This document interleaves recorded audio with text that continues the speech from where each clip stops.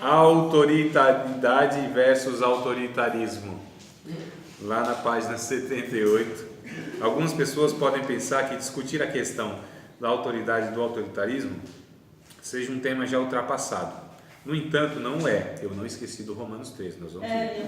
Sim, eu sabia. Estou lendo o pensamento de vocês. Tive um revelamento aqui. O professor Regis de Moraes, no livro sob sua coordenação intitulado Sala de Aula, Que Espaço é Este?, mostra que este é um tema bem atual. Vejamos o que ele diz para em seguida fazermos algumas reflexões sobre o assunto. Um tempo que confunde coisas tão radicalmente distintas como autoridade e autoritarismo. É um tempo enfermo. Levando isto em conta, quero propor uma rediscussão do problema da autoridade na sala de aula, né? E aí envolve isso que a gente está falando de ensino.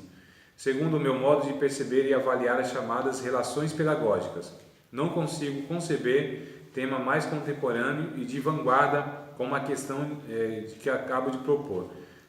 Antes que eu continue aqui, a gente percebe que a falta de autoridade, o que tem causado no nosso país nas relações, não é fácil. Aumento de criminalidade, não é? Desestrutura familiar, inclusive, porque isso, quando a pessoa carrega, o primeiro ambiente de se aprender autoridade é em casa. Isso é um fato, não é?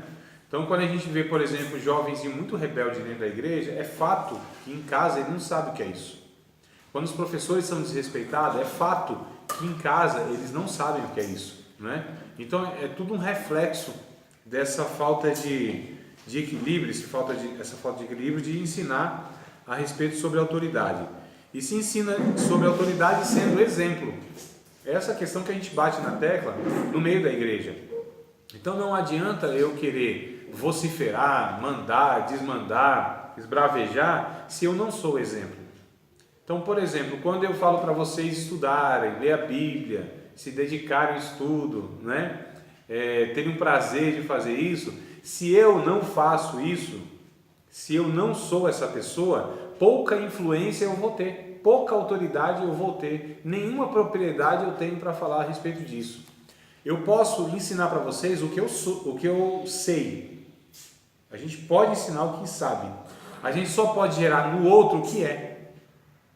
Entenderam, irmão? Isso é uma realidade, nem foge disso. Eu gero na outra pessoa o que eu sou. Não tem como eu gerar em outra pessoa o que eu não sou, porque a gente está falando de transferência de vida, de natureza, e não apenas de informação. Não é só questão de intelecto, é uma questão de formar um caráter na outra pessoa. Já lembrando que no âmbito bíblico, no espaço bíblico, no espaço de igreja, no mundo espiritual, a gente na verdade não passa informações, a gente não ensina as pessoas as regrazinhas. A gente não ensina a teologia teoricamente, a gente forma, a palavra bonita é burila, a gente molda caráter, tá certo? Então esse é o nosso desafio, moldar caráter. Como que se molda caráter? Você tem que pegar o que para moldar? Para você fazer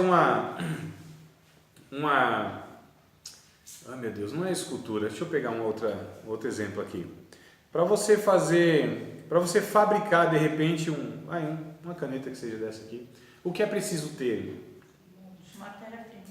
Também, matéria-prima, um molde, tinta. Mas um molde, não, matéria-prima já vai tudo, né? Mas o molde é o que? É o padrão, não é? Não é a referência? Então a gente precisa ter referência, é o que nos falta hoje, referência. Qual é a falta hoje na sociedade e na igreja brasileira? Exemplos. Meu Deus, é mesmo. Gente que a gente tenha como referência, né? Olha só, esse homem de Deus, diga. Eu queria só falar um negócio que aconteceu aí, não sei se vai me vergonhar. É uma coisa assim, né? Que, tipo assim, eu cobro muito do Enzo, né? Das coisas. Você tem que fazer isso, tem que fazer aquilo e tal. Aí uma vez, eu não sei o que foi, mas vou dar esse exemplo que também acontece muito com isso. Tipo, eu tomar um suco e deixar o copo em cima do balcão. Aí você fala para ele não fazer isso. Não deixar lá, pôr na pia. Aí uma vez ele falou, mas você deixa. Eu falei, mas filho da mãe, eu que vou tirar Olha a ameaça, depois. quem não tem autoridade. Ó. Eu que vou tirar depois. Você deixa e fica aí. Se eu não tirar, não sai, não sei o quê. Aí eu falei, caramba, Jorge, eu tenho que mudar algumas coisas aqui, né? Que o Enzo falou isso pra mim, ele é verdade, você também tem que mudar o que você faz também. Aí tá. Aí o que aconteceu? Ontem eu tava lá, né? Eu levantei, porque ele entrou mais. Ah, não, foi hoje o jogo, né? Foi hoje. Isso. Hoje ele tinha que entrar mais tarde na escola e ia sair mais cedo. Aí eu peguei, né, acordei um pouco mais cedo, dobrei os meus cobertor, né, e acordei ele para escovar os dentes, já vou chamar para me levar ele para a escola. Aí ele foi no quarto e tal, depois foi tal. Quando eu fui ver ele lá se trocando no quarto, o cobertor dele estava dobrado em cima da cama. E ele nunca faz isso e toda vez eu falo, Enzo, dobra antes de ir. Ah, não deu tempo. E hoje... Te imitou. Me imitou, eu falei...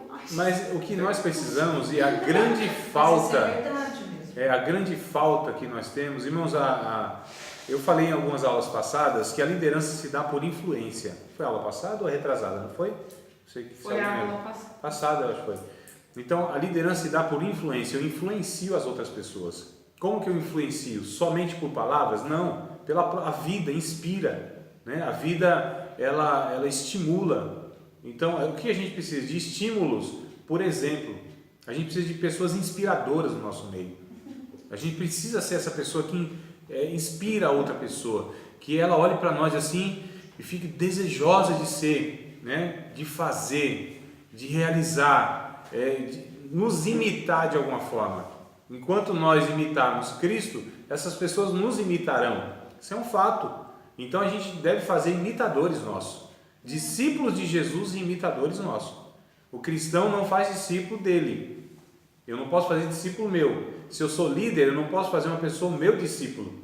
Ela é o meu imitador e discípulo de Jesus. Por que ela é meu imitador? Porque eu imito Jesus.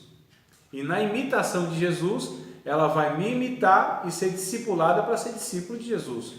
Porque é a Ele que deve toda a obediência e a vida. Não é a mim que sou o líder. Então, o líder, no máximo, ele faz... Líder que é bom mesmo, não precisa ficar mandando, não. Quem precisa ficar dando muita ordem, esbravejando, porque não tem autoridade. Quem precisa levantar a voz, muitas vezes, porque não tem autoridade. Quem precisa bater muito, é porque perdeu a autoridade. Né? Quem precisa ficar lembrando muito de quem perdeu a autoridade, não tem autoridade. Então, essas são evidências que a gente precisa ter muito cuidado. Né? Então, precisa gritar com a esposa? Não tem autoridade sobre ela. Precisa gritar com os filhos? Não tem autoridade sobre eles. Precisa esbravejar no microfone na igreja? O pastor aqui dessa igreja sou eu, quem manda sou eu. Precisa ficar lembrando vez por outra essas coisas? Porque não tem autoridade. Então, o bom líder, ele é seguido. Ele não é nem obedecido pela fala, ele é seguido. Foi isso que Jesus disse, ou que Jesus fez, e Pedro deixou registrado. Eu não esqueci de Romanos 13. Mas vamos lá para Pedro. Carta de Pedro, capítulo de número 2. Eu. Você acha romântico o final? Quem? Você acha romântico o final? O povo esqueceu. É possível. Final do que ninguém sabe, mas... 1 Pedro 2. Versículo de número 21, né? Aliás, eu quero ler com vocês... tem um antes aqui, deixa eu ver esse aqui mesmo. O 21 eu quero ler, eu vou ler com vocês o 21, mas eu quero ler depois o capítulo 3. Então vamos ler o 2 e o 21, que diz assim, porque para isto sois chamados, pois também Cristo padeceu por nós, deixando-nos o exemplo, para que sigais as suas pisadas. Olha só, ele deixou o exemplo e deixou o quê? As pisadas, as marcas, para que a gente pisasse ali. Ele deixou um rastro, né? Ele deixou um caminho para que a gente seguisse o mesmo caminho. E o capítulo de número 3, aí de Pedro também, lá do verso de número 16, pode ser, né? 16. Acho que o 16 aqui dá para a gente extrair o que eu quero. Então, capítulo de número 3 de Pedro, verso de número 16. Tendo uma boa consciência, olha só que coisa interessante, para que naquilo em que falam mal de vós, como de malfeitores, fiquem confundidos os que blasfemam do vosso bom procedimento em Cristo. Porque melhor é que padeçais fazendo bem, se a vontade de Deus assim o quer, do que fazendo mal. Porque também Cristo padeceu uma vez pelos pecados, o justo pelos injustos, para levar-nos a Deus, mortificado na verdade na carne, mas vivificado pelo Espírito. Eu acho muito interessante, até antes mesmo, Pedro ele vai falar sobre essa questão de sofrer, mas sendo exemplo. Ainda ser caluniado, mas as pessoas caluniam, mas lá no fundo elas não têm nada para falar, né? Elas caluniam porque o que é calúnia? É falar o que a pessoa não falou, né? Difamação é falar aquilo que a pessoa não é. Então é preciso usar esses artifícios porque não se tem prova contra essa pessoa, não se tem nada que desabone essa pessoa. Então aqui é exemplo, irmão. Ninguém pode falar nada contra aquele que não tem nada a ser falado, e ele precisa inventar, mentir. E se a pessoa mente ao nosso respeito para nos difamar, a verdade está do nosso lado, e a verdade sempre vai vencer. Nada podemos contra a verdade, a não ser pela verdade. Paulo vai dizer, segunda carta, né? Aos Coríntios, capítulo de número 13, verso 11, alguma coisa assim. Mas o que acontece é o seguinte: a autoridade não precisa ser lembrada, quem manda, quem desmanda. A gente precisa ser seguido, imitado, a gente precisa inspirar pessoas. A gente hoje, irmãos, não tem mais heróis, sabiam? Na nossa geração, nós tínhamos heróis. Nós sabemos, né? Nós assim, talvez aqui, esse quarteto daqui assim, talvez os dois não saibam muito bem, mas o quarteto aqui, olha, imagina que saiba. Nós tínhamos heróis, lembra dos heróis? Eram pessoas virtuosas, pessoas honestas, pessoas que sacrificavam pelos outros. Esses eram os heróis de verdade. O que essa geração tem hoje? Ídolos. Quem é um ídolo? É uma pessoa que é admirada, independente do seu caráter. Como ela conquista as coisas não interessa. O conteúdo que elas têm não importa. São ídolos. Essas pessoas querem ser igual aos seus ídolos, mas esses ídolos não são referência de nada, irmãos. Não é? De nada. Gente adúltera. Tem gente que quer imitar quem? Quem que são as referenciais dele? Traficante, os ladrões, né? Você vai nas periferias, a molecada quer ser logo o Fernandinho Beiramar. Também os caras são apresentados como as estrelas, né? Quer ser o quê? Esses MCs que tem aí os funkeiros e tal, né? Gente promíscua, gente que não é referência de nada. Agora, quem eram os heróis? Um rapaz disse assim, um professor, aliás, disse um dia, falou assim: o meu herói preferido era o Homem-Aranha. Mas por que, professor? Meio fraco, né? Só apanha, né? Tinha uma musiquinha, né? Que a gente cantava, inclusive. Homem-Aranha, Homem-Aranha, nunca bate, só apanha. Só apanha, só, né? Fraco, não tem assim e tal, né? Magrinho, um adolescente e tal. Mas ele falou assim, então, mas ele estudava. O Homem-Aranha faz faculdade. Ele é um universitário.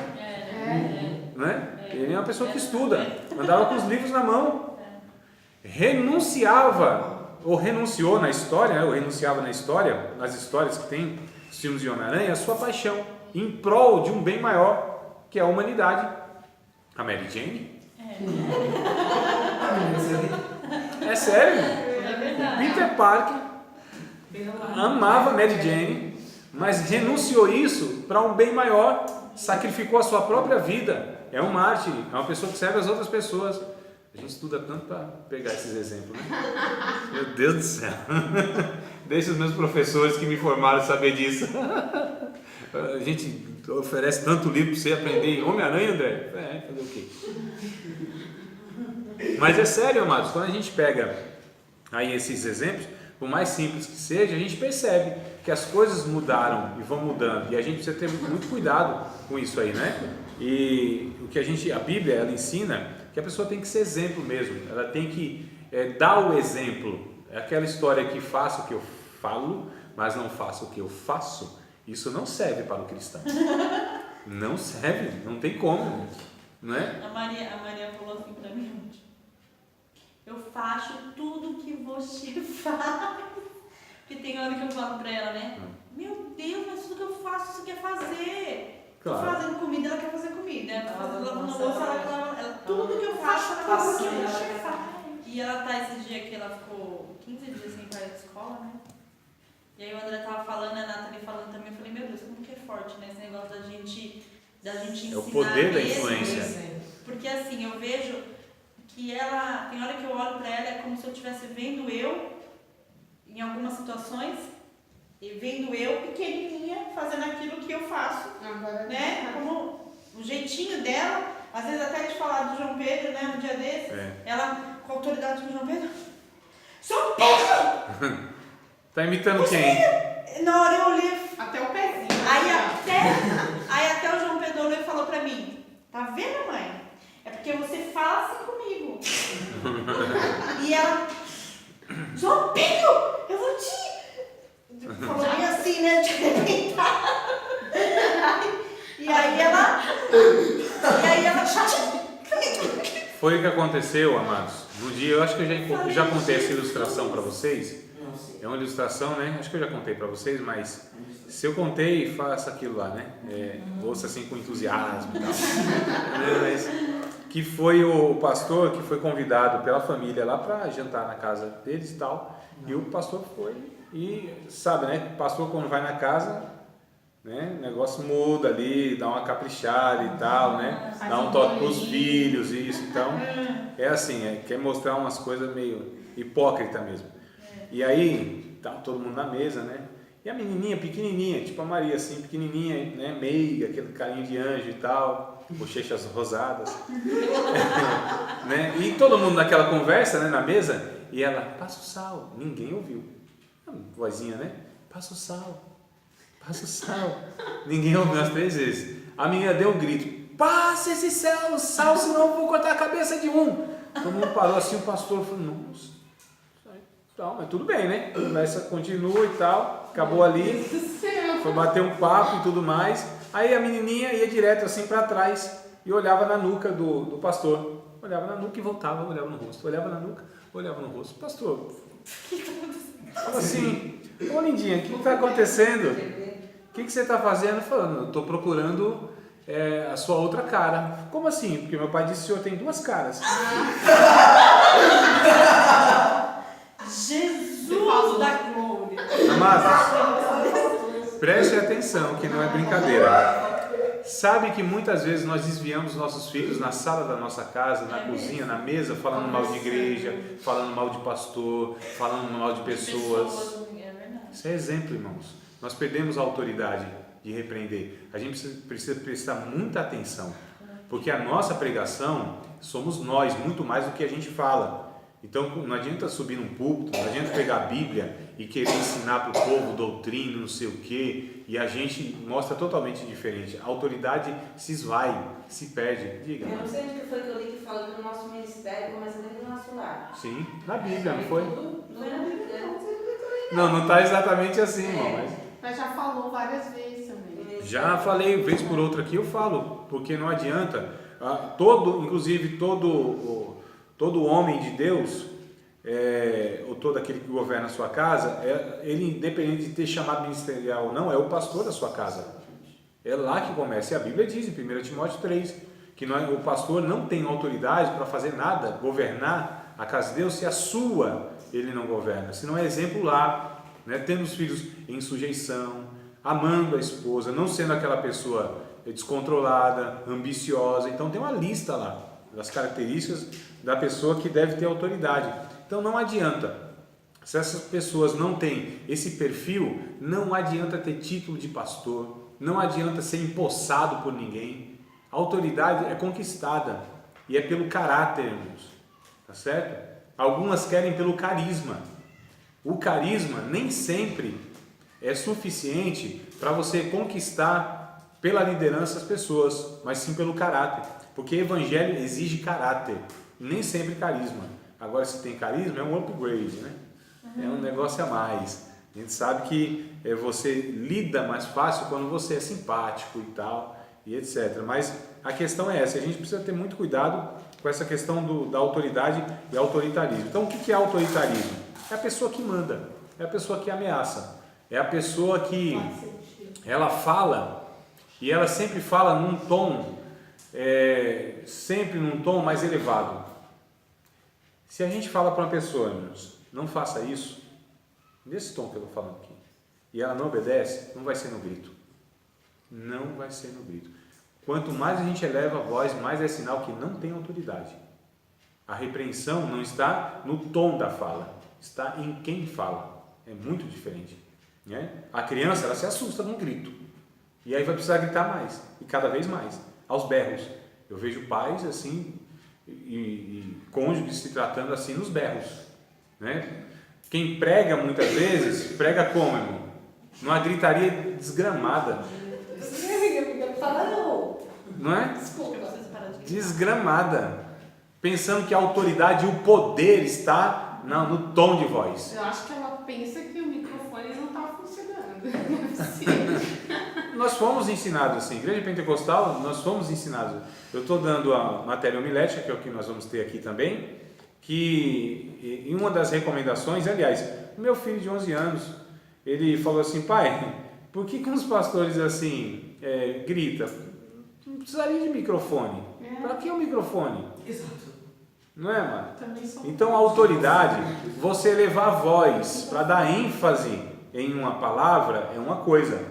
Agora gritar o tempo todo, achar que o poder está no tom de voz, a autoridade está no tom de voz, isso é um engano, né? Então a autoridade está na pessoa. Eu nunca vi Jesus gritando, os apóstolos gritando. Não, dá para perceber na escrita, inclusive tem exclamações e tal, né? Onde se dá uma ênfase e tudo mais. Mas a questão é, o autoritarismo é essa pessoa que sempre ela precisa falar alto, sempre ameaçar, sempre, irmão, sempre. Agora a autoridade não, a pessoa fala e acabou. Agora assim, é o quê?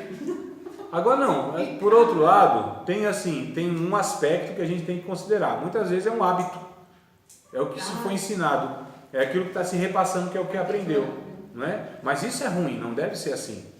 E a pessoa achar, inclusive, essa outra vai achar que está sendo ameaçada, porque é uma ameaça psicológica.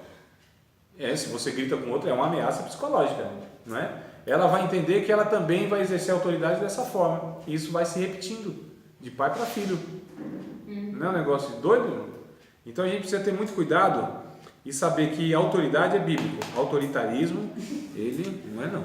Vamos ler o texto de Romanos? Nossa. Capítulo de número 13. Tô nervosa. Oi? Eu falo, você está entusiasmada também. Eu também. Romanos. Mas lá na casa da minha mãe, todo mundo falava. Na minha também. Jorge Romanos. Capítulo 13, né? 3. 13 de Romanos, sobre a autoridade, né? Toda a autoridade. Meus amados, Ai, eu queria ser mansa. Eu também. é um aspecto do fruto, né? Fruto do Espírito. É uma característica do servo de Deus E maduro. aí eu falo um pouquinho mais alto. Romanos 13. Capítulo 13. Capítulo 13. Toda alma, toda vida esteja sujeita às autoridades superiores, porque não há autoridade que não venha de Deus. As autoridades que há foram ordenadas por Deus. Por isso, quem resiste à autoridade, resiste à ordenação de Deus. E os que resistem trarão sobre si mesmo condenação. Olha que coisa interessante, irmãos.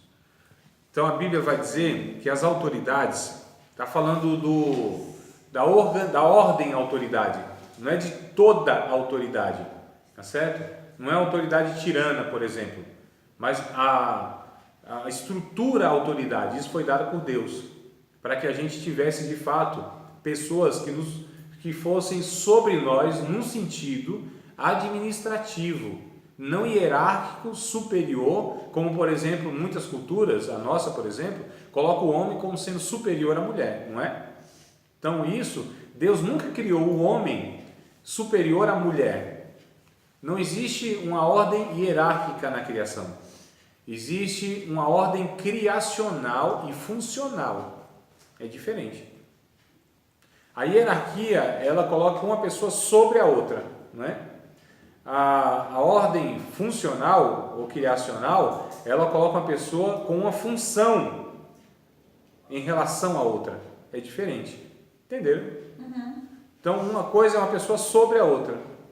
outra coisa é uma pessoa que tem uma função em relação à outra. Então, quem é o marido em relação à mulher? É aquele que é líder. E quem é o líder? É o cabeça. E quem é o cabeça na ótica bíblica? Não é o que manda, é o que orienta, é o que dá direção, é o que protege, é o que provê, é o que prevê. Isso é a cabeça na simbologia do corpo, inclusive. Tá certo? A cabeça não tem função de mandar no corpo. Não. Quando estou chegando aqui com a mão no fogo, o que a cabeça faz? Dá uma ordem? Dá uma ordem. Mas qual é o intuito dessa ordem? De proteger a mão. Né? De falar assim, ó, quem manda em você, mão, sou eu. Não. Sai daí. Eu sou o cabeça e eu mando. Não, proteger. Então tá o quê? Protegendo. Não é? Olha só. Quando a cabeça o cérebro dá ordem para as mãos se lavarem. Protegendo. Não é, amados? Então essa é a metáfora que a Bíblia usa em relação cabeça. Não é que o cabeça é maior. Vamos ler um texto aqui em 1 Coríntios, capítulo de número 11, amados. Só para a gente entender. 11:13. Capítulo 11, não, é bem no comecinho lá. 1 Coríntios, capítulo 11. Só para tirar essa ideia de que cabeça... Ah, mas tu me entregar pra me consertar. É o que foi? Não, nada. Vamos lá. 11:13. 3, né? Você falou 3 ou 13? Você falou 3? Ah, não, é 3. 11 e 3. 1 Coríntios, capítulo de número 11, versículo de número 3, ó. Mas quero que saibais que Cristo é a cabeça de todo varão. O varão a cabeça da mulher e Deus a cabeça de Cristo. Não é isso que está escrito? Sim. Cabeça aqui não pode ser esse que é maior do que o outro. Não é, olha só. Cristo é a cabeça de todo homem. O homem é a cabeça da mulher. E Deus a cabeça de Cristo. Se a cabeça fosse aqui significado de maior, então Deus o Pai seria maior do que o Filho. Não é. Quando diz cabeça, é que está nessa função, no caso aqui, essa função em relação a Cristo. É uma função em relação à pessoa. Tá? Então, o homem em relação à mulher tem uma função de autoridade, sim. Mas para que é constituída a autoridade? Para proteger, irmãos. Para prover. Para prever. Para dar direção. Esse é o sentido. Não é? É por isso que quando a gente fala assim em Efésios capítulo 5, no encontro com os casais aqui, lembra que eu falei sobre isso? Que é a submissão, que o homem também é submisso à mulher? Não é só a mulher submissa ao homem? Né? Os que estavam aqui devem lembrar disso aí. Por quê? Submissão na Bíblia não é subserviência. Subserviência é quando a pessoa se coloca como um capacho da outra. Não tem voz, não tem vez. Não tem opinião, não tem direito, não tem nada. Isso é subserviência. Isso a Bíblia reprova um ser humano fazer com o outro. Agora, submissão é estar debaixo de uma tarefa. Qual é a minha tarefa? Né? Qual é a minha missão? Qual é a minha submissão? Eu estou debaixo de que missão? Qual é a minha tarefa em relação ao outro? Aí a Bíblia vai dizer, o esposo é submisso à esposa, a esposa é submissa ao esposo, os filhos são submissos aos pais, os pais são submissos aos filhos, os patrões são submissos aos empregados, os empregados são submissos aos patrões. Isso está lá em Efésios, capítulo 5 e um pedaço do 6. Né? Então a gente precisa entender esses princípios bíblicos para que a gente possa então lidar adequadamente. Entendendo tudo isso, a gente vai lidar, ou nós vamos lidar com as pessoas de uma maneira muito mais bíblica, adequada, saudável, terapêutica, né? Onde aquele que é autoridade, ele não é maior do que os outros. Ele é tido como uma pessoa de respeito. E aí a honra é dado a quem tem honra. E aí honra dado a quem tem honra não é comportamento diferenciado. Porque comportamento diferenciado, a gente dá aquele que a gente julga superior no ambiente. Quem é superior no ambiente? Cristo, ninguém mais. É por isso que o pastor não deve ser tratado melhor do que os outros membros. Não é? A gente, para dar desculpa, para tratar diferente os pastores, líder, pregador, essa casta toda superior, a gente fala, não, tem que dar honra a quem tem honra. E despreza os outros irmãos, né? Os outros irmãozinhos. A gente fala assim, não é de forma carinhosa não, é pejorativa mesmo, né? O irmãozinho, a irmãzinha, de forma pejorativa. Agora o pastor é o pastorzão, é o pregadorzão, é o profeta, não sei lá o que mais e tal, é o mestre, é o professor, o rabi, aquela coisa toda, né? Que se faz, não de uma forma carinhosa e respeitosa, mas muitas vezes essa forma hipócrita, interesseira, lisonjeira e tal. E aí fala, não, dá honra a quem tem honra, a gente tem que tratar melhor fulano, porque é o nosso líder. Não. Tem que honrá-lo como líder. Tratamento igual a todo mundo. Porque se a gente trata um diferente do outro, Tiago vai dizer, é pecado, acepção de pessoa. Não é? Mas os homens gostam dessas coisas, né? Então, eles têm uma salinha diferenciada na hora do almoço. Eles têm um nome, uma placa no lugar onde estaciona. Tem gente que leva a mala deles. É aquela bajulação. Né? É uma apresentação demasiadamente num espaço onde Cristo deveria ser destacado e não fulano cicrano. Né? Homenagear é uma coisa esporadicamente. Irmão, vocês sabem que a gente não faz aniversário do pastor, né? Do fulano de tal. Pastor fulano de tal, ele não tem aniversário. Não se faz. Os pastores, coitados, eles ficam iludidos, né? Ah, esse povo aqui está fazendo aniversário para mim. Não tá nada. Não é não. Mentira isso aí. Eu tive experiência na pele. Sabia na teoria, mas tive na pele. Poucos anos atrás, 2 anos talvez. Porque assim, se fosse aniversário, eu vou pegar o meu exemplo então. Cheguei na igreja e aí os jovens estavam carentes, não tinham líder, né? Eu não tinha condição de ser líder deles e tal, estava começando faculdade, estava meio complicado e tal, falei, não tem como dar conta dos jovens e tudo mais. Que liderança não é você dirigir culto uma vez por mês, você acompanhar os jovens todos os dias do mês, toda ocasião, né? Estar com eles e tal, servi-los como deve ser. E aí, descobriram que era o meu aniversário. Fizeram uma surpresa para mim na igreja, Golinho sobe lá no salão, aquela coisa toda, né? Eu falei, não, mas aí depois falou, Deus abençoe, né? Aquela coisa toda. Eu falei, mas eu não sou líder de você. Depois disso, né? Depois de comer o bolo, aquela coisa toda, outro dia passou. Eu falei, na verdade, eu não sou líder de vocês, né? Eu vim para ajudar vocês até que venha um líder e tal, aquela coisa toda. Passou o outro ano, eles tinham consciência que eu não era o líder, eu ajudava eles e tal, era um mentor, né? Na verdade, colocado como mentoria dos jovens. E aí, dia 16 de agosto, meu aniversário, marquei. Dia 16 de agosto. Tá muito perto. Vai cair numa quarta, hein, eu acho. Dia 16 de agosto. Tá informando, Foi. Esse era aqui. É verdade, vocês fizeram surpresa pra mim, coisa boa. E aí, o que acontece? Eles não fizeram pra mim o aniversário. Então não era pro André, era pro líder André. Porque se fosse para mim, independente de ser líder ou não, eu faria de novo. Ah, o pastor fulano de tal, estou fazendo meu aniversário. Não é para ele, é para o pastor. Não é para o pastor fulano. Se for outro pastor, vai ser para outro pastor. Porque se fosse para ele, independente de ser pastor, eu não faria. Não é? Então, a gente às vezes não se atém a essas questões, irmãos. A gente precisa ter muito cuidado com tudo isso. Sim, no fundo, quando a gente analisa as coisas, a gente percebe, amados, que nós temos uma relação enferma, antibíblica, relação que não é proposta pelo Evangelho. Nós devemos lidar uns com os outros de uma forma igualitária, né? Nós não podemos ter 2 pesos e 2 medidas quando tratamos com as pessoas. Nós não podemos diferenciar fulano de cicrano e beltrano. Nós não temos o direito disso. Nós não temos o direito de se dedicar a um e desprezar o outro. Nós não temos o direito de estar servindo melhor um em detrimento do outro. Nós não temos esse direito. É igual a mãe que tem 2 filhos e é nítido a preferência dela por um. É nítido, na Bíblia aconteceu. E a gente também viu a consequência dessas coisas. E de vez por outra acontece em pessoas que têm mais de um filho. Né? Às vezes é nítido a preferência por um. Isso é errado, isso é pecado, isso vai ter consequências desastrosas, inclusive prejudiciais. Então a gente precisa entender que nós, no caso, é a mãe.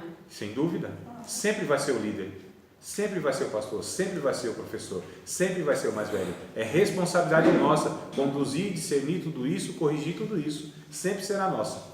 Nunca o outro será responsabilizado. Porque nós somos esses responsáveis. A gente está falando do quê? Das pessoas que ensinam, de liderança, não é? De quem conduz o barco. Então sempre será nossa a responsabilidade. Deu tudo certo? Louvado seja Deus, glória a Deus e mérito de todo mundo. Deu errado? O líder chama para si a responsabilidade. Tem alguma pergunta? Faça rápida. Sobre a matéria. Eu fiquei assim, quando você falando desse assunto aí, me veio a imagem de Jacó e José. Exato. Então ele estava... Ele estava pecando. Ele estava dando o José era o filho predileto, era o preferido. E os outros eram quem? Os preteridos. Mas ele reconheceu depois, né? Quem? O Jacó? Jacó? Parece que não. Não? Mas reconhecendo ou não, a desgraça estava feita. É, já tinha mais. que foi Deus que induziu os irmãos a fazer tudo aquilo com José. Ou foi pelos sonhos de José? Não acredito já Pelos dois. Pelos dois fatos? Pelos dois. Isso a gente vê no próprio Até mesmo Antigo porque a Testamento. gente cria, né?